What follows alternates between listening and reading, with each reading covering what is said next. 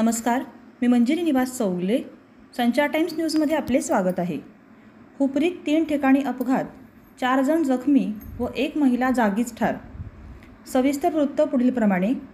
हातकणंगले तालुक्यातील हुपरी येथे स्मिता चंद्रकांत उर्फ सचिन पाटील वय वर्ष 34 हे वरद गुरुकुल सैनिकी पॅटर्नमध्ये संचालिका म्हणून काम करतात व वैभव जाधव राहणार इंगळी हे दोघे कामानिमित्त मोटरसायकलवरून हुपरीकडे येत होते.